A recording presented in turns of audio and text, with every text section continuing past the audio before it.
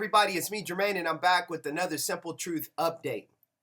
As we live, and the longer we live, we begin to discover and realize things that we never knew before, or may have had an inkling of an idea of something, but by the way things have been interpreted to us, we have been conditioned or we have been taught.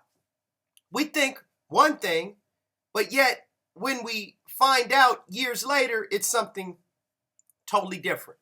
What we thought something to be just absolutely is not the way that we thought it once was. Now, again, you may be saying to yourself, Jermaine, what are you talking about today? I see you've got the bright orange turtleneck on today. What are you talking about? Well, I'm talking about something just as simple as the story, the old Western story of the Lone Ranger. Now, many of you are familiar. I may be telling my age by talking about this. Remember the Lone Ranger being the guy that wore the white hat. He wore the mask.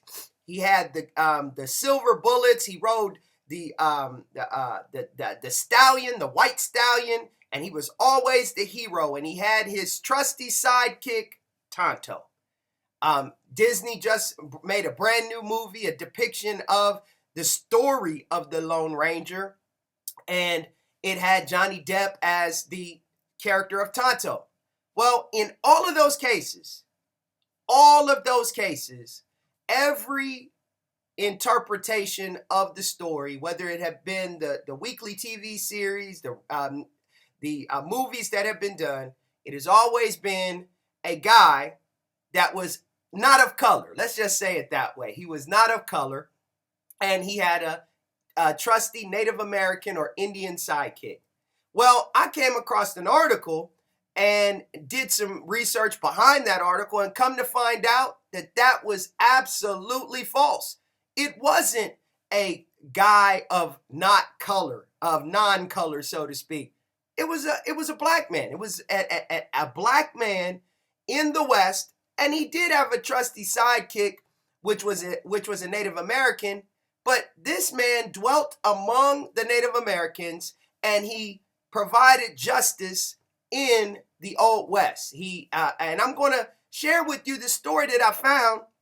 And in the story, there's a picture, a depiction of this gentleman, and it will give you a different idea of what you remember the Lone Ranger to be. I'm gonna give you this story. I'm gonna let you hear some of the details, and then we'll be back for a final thought. This article comes from a new blog that I was introduced to. It's called Political Blind Spot, and it is talking about the real Lone Ranger. Now, we're all familiar with the Lone Ranger, but here's the article. It says, the real Lone Ranger was an African-American lawman who lived with Native American Indians.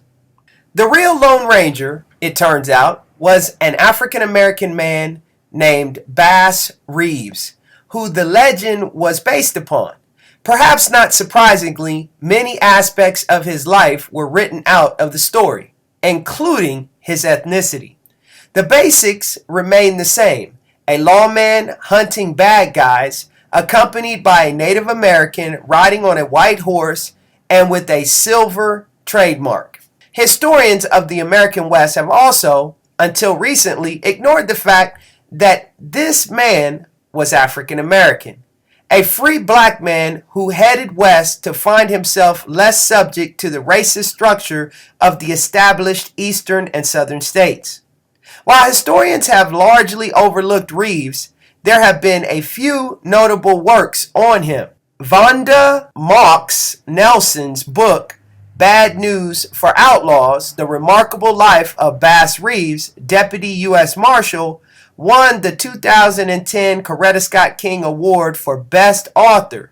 Arthur Burton released an overview of the man's life a few years ago, Black Gun, Silver Star: The Life and Legend of Frontier Marshal Bass Reeves, recounts that Reeves was born into a life of slavery in 1838. His slave keeper brought him along as another personal servant when he went off to fight with the Confederate Army during the Civil War. Reeves took the chaos that ensued during the war to escape for freedom.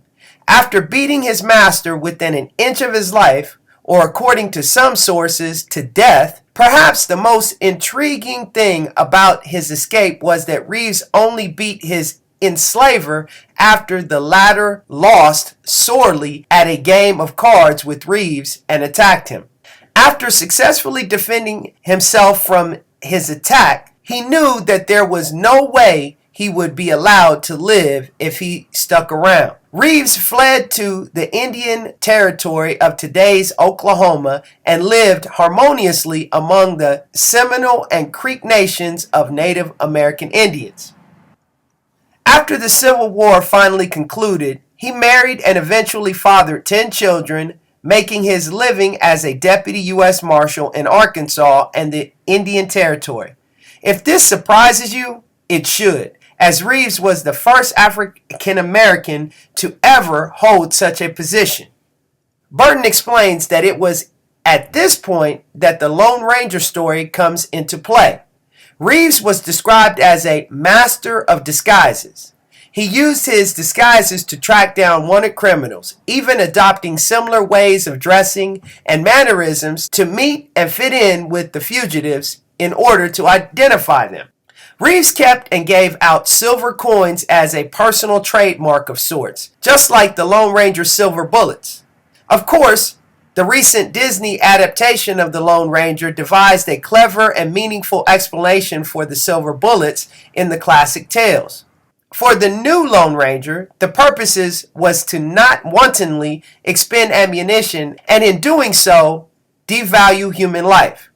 But in the original series, there was never an explanation given, as this was simply something originally adapted from Reeves' personal life and trademarking of himself.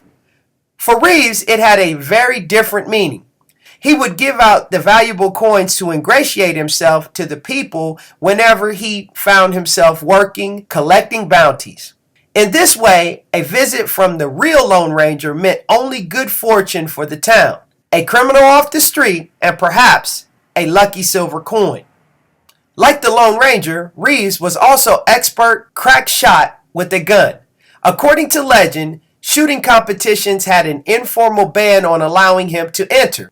Like the Lone Ranger, Reeves rode a white horse throughout almost all of his career, at one point riding a light gray one as well. Like the famed Lone Ranger legend, Reeves had his own close friend, like Tonto. Reeves' companion was a Native American posse man and tracker who he often rode with when he was out capturing bad guys. In all, there were close to 3,000 of such criminals they apprehended, making them a legendary duo in many regions. The final proof that this legend of Bass Reeves directly inspired into the story of the Lone Ranger can be found in the fact that a large number of those criminals were sent to federal prison in Detroit.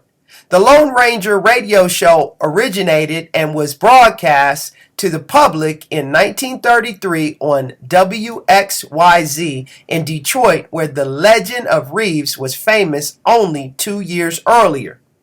Of course, WXYZ and the later TV and movie adaptations weren't about to make the Lone Ranger an African American who began his career by beating a slave keeper to death. But now you know.